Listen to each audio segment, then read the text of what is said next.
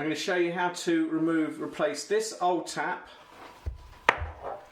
with this new tap. This is how to change a tap from the perspective of an experienced DIYer.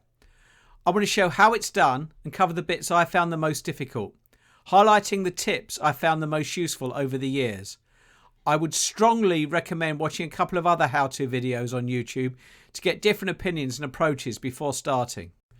I will be marking up sections on the video, so please jump to where you need to if you have a specific issue. When doing a job as a DIYer, something you don't do that often, I think it's really important to be as prepared as possible because there'll be eventualities you don't know. One of the things you do know or can work out is what are the key tools you need to do the job. So what I always do is go through the main things I need to do, check I've got the right gear, and then that way I can put everything else aside and use it. So for this is the hose that goes into the tap. This is the right spanner. So I can just get rid of all of those. I'm not going to need them. This is a standard size pair of grips. They should work pretty much regardless, certainly with standard kitchen equipment. This is the nuts that will hold the tap in place on the draining board. Again, I've already checked the spanner, that one fits, and therefore I can get rid of all the others there. Now with these, it's really fiddly, so I make sure I've got a small adjustable spanner as well. And for removing the one that's in there already, have a screwdriver, because there is often a thread there that can undo it. So it's a flat-headed screwdriver to have. In this video, I just use general purpose tools that I have at home. For the difficult job of removing this nut, it is possible to get plumber's spanners that cover the whole nut and make it easier to undo. I do not have any of these, so I have not used, but it might be worthwhile considering borrowing or buying a set for this job. When doing all of this, there will be water, there will be some leaks, so it's important to have some plastic containers, old yogurt pot, old margarine tub for draining the water into, and towels, a couple of towels, often to protect the draining board, but also to lay down in the unit to make sure it catches some drips, and have a spare one to mop up as necessary. Might also need WD-40 if some of the nuts are stuck when trying to get them undone. And also when trying to get the nuts undone and doing them up, often you can bash your hand, so a pair of gloves can come in handy. When reinstalling, PTFE tape needs to be wrapped round the thread, and often it's just too tight to do that. So what I do is I take PTFE tape and I roll it directly onto a pencil, and then I roll it off the pencil round the thread.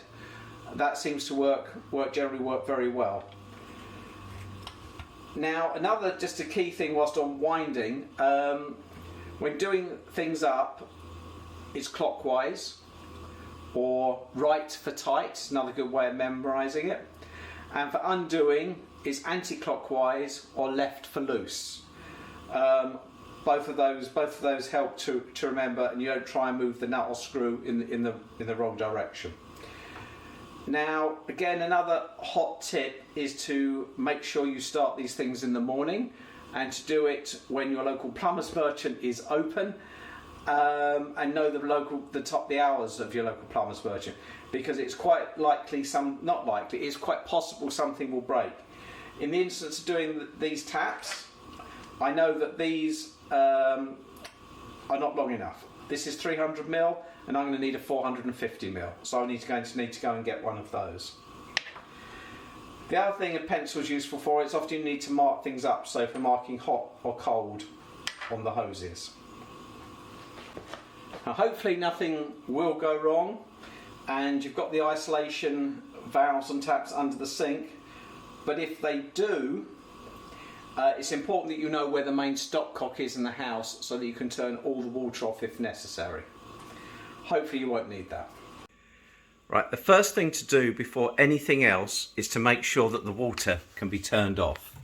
If we look under the sink here, we can see the pipes coming in to the unit, and then there are isolation valves going up on the flexi pipes up to the taps.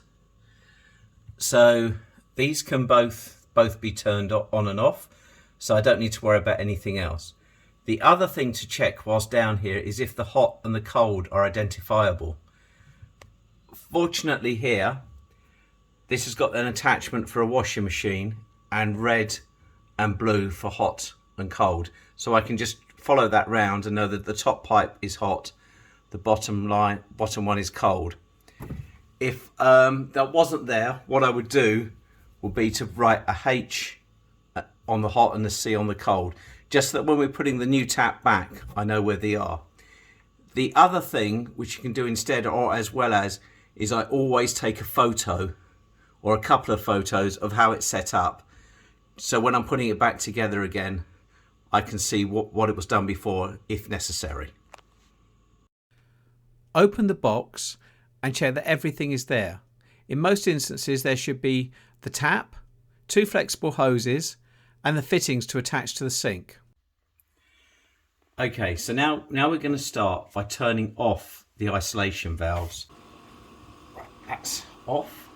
Looking at that, they should be straight down, so it's like a block on the pipe.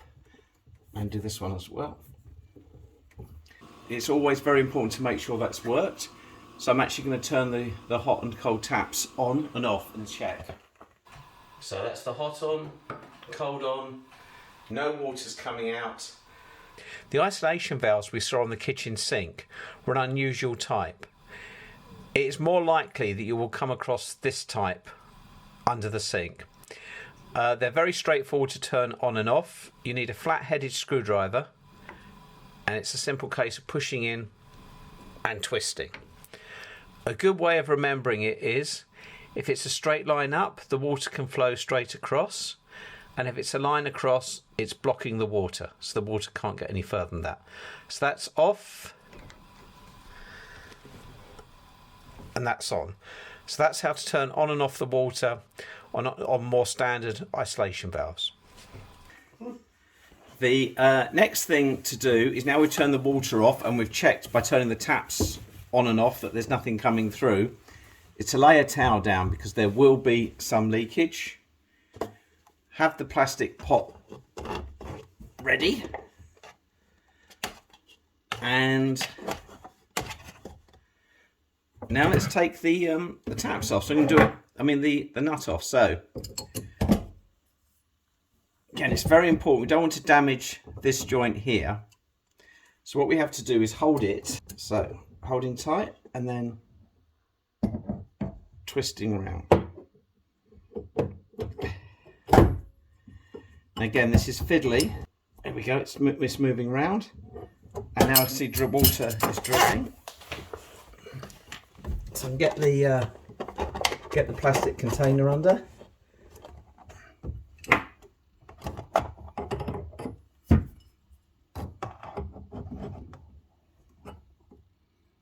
Just a few more turns.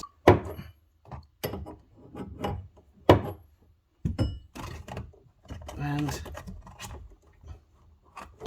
that's it.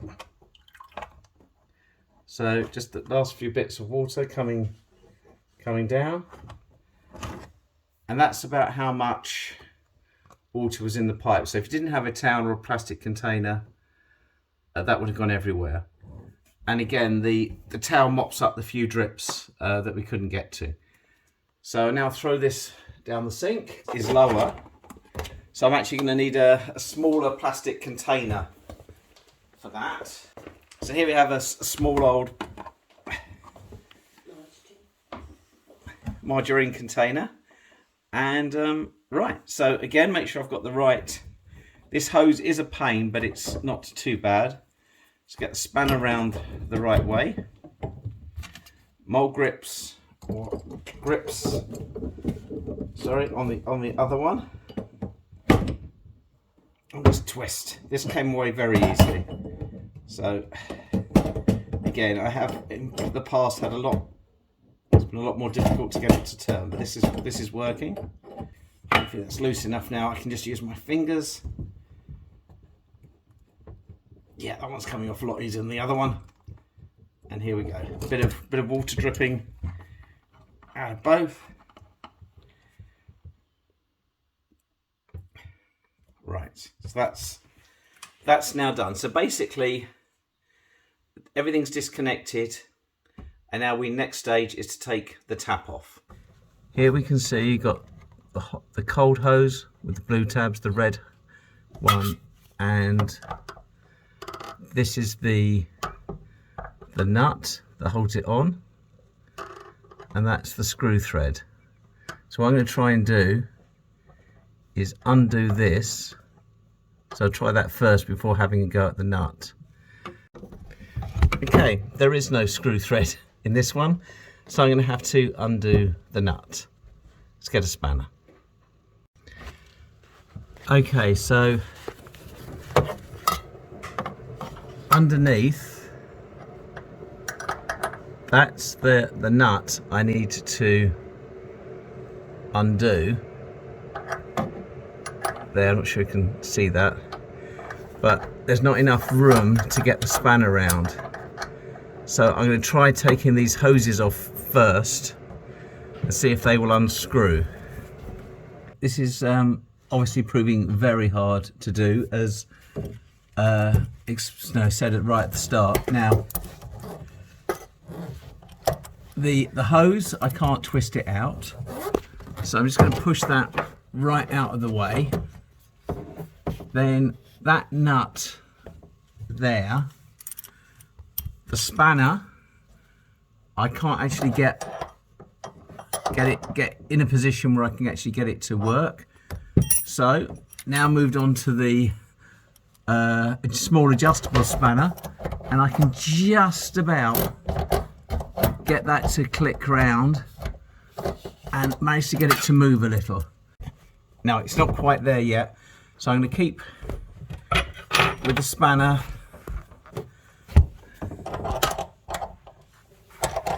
Yeah, just occasionally getting a little grip on it, twisting it slightly until it gets loose enough that I can use my fingers. And I can now use my finger to just move the nut down, and you can see now daylight as the tap has now come away at the top.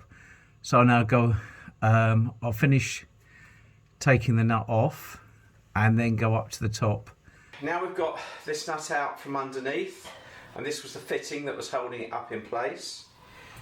We can now remove the tap. So if I lift it up,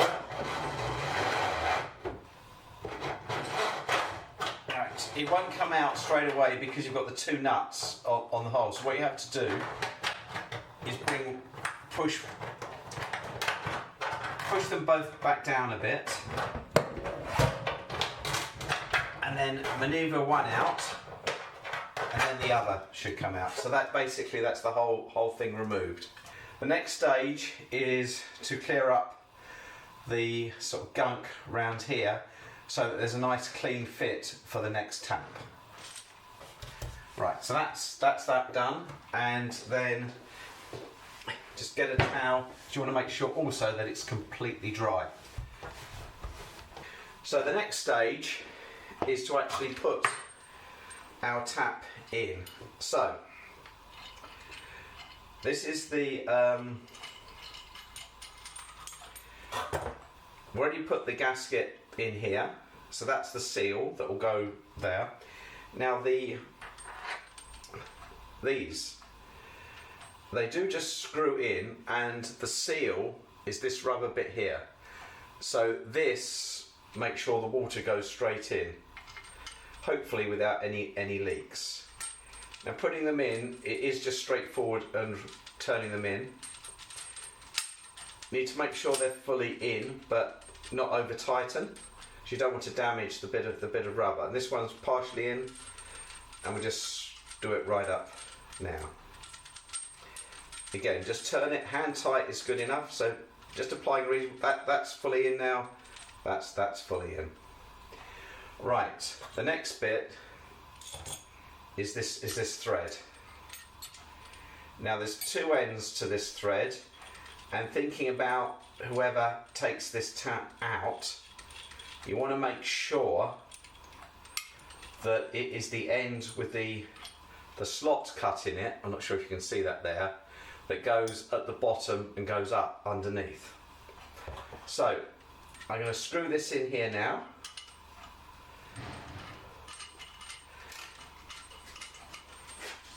Right, that's in tight. So then when we're underneath,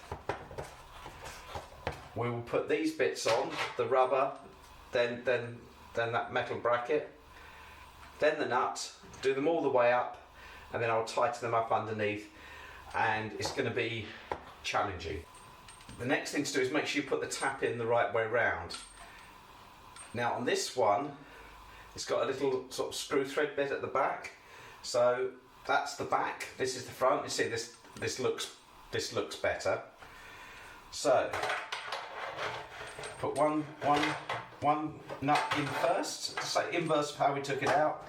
Squeeze the other nut in, and then lower down. So that's how we want it to end up. But first we've got to fit these bits underneath and tighten them up. So again, make sure I've got the right spanner, and then off we go. So you've got two hoses, and then you've got the screw thread. The screw thread's at the back. So we've got the rubber fixing, and then the metal clamp underneath, and then the nut. Now put the rubber piece on the top, then the metal, and then there is the nut, which I'm going to slowly do up. So what I'm going to do now is just use my finger to flick that around and tighten until it moves all the way up to the top. Okay, so I've now manually screwed that all the way up to the top, and I'm now going to use a spanner to just tighten it up a few turns. Again, that's going to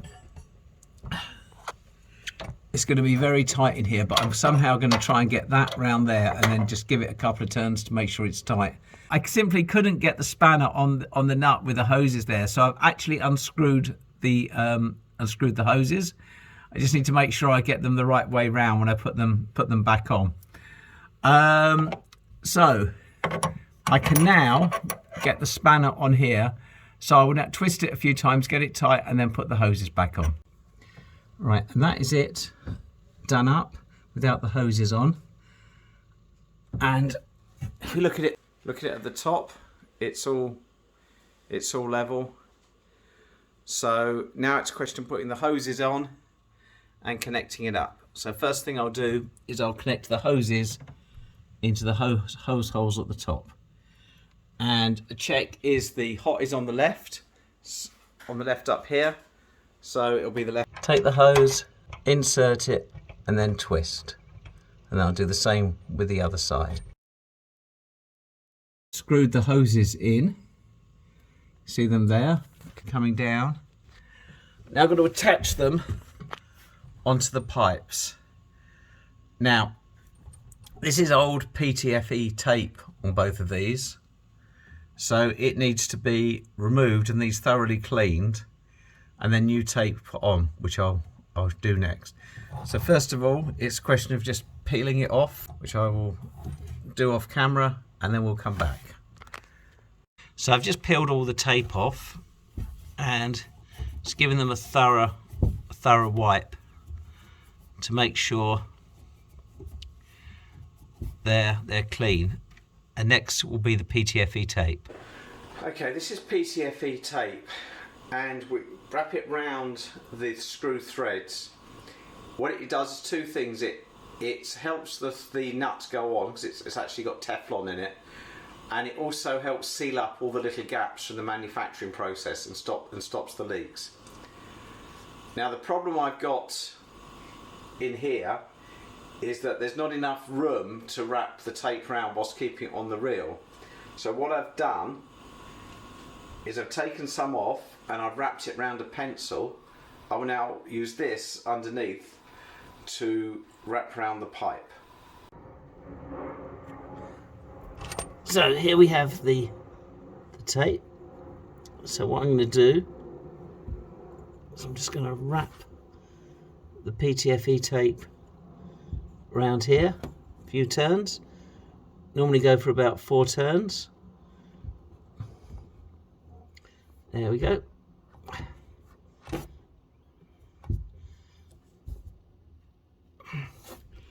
I'm going to do the same for the one underneath. So let's put the connectors on next. So the top pipe is red. So that's this connector. So what I want to do is make sure it's absolutely flush. Straight on, and then hand tighten.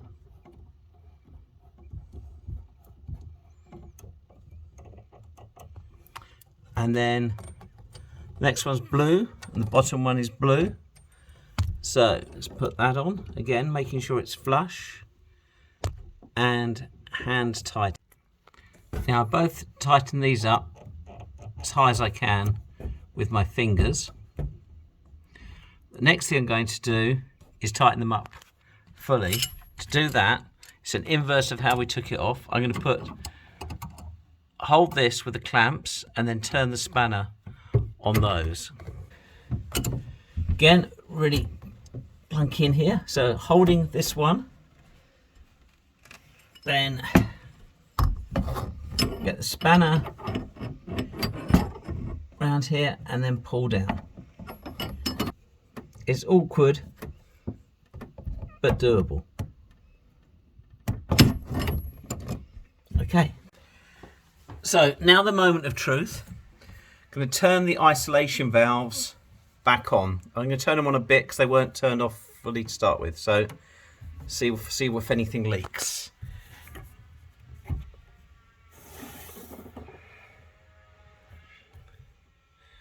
Okay, I heard the water go. Doesn't seem to be any water leaking there. Nothing's dripping down from the tap. So that was the hot. So coming up here, the hot's this side. Let's turn it on.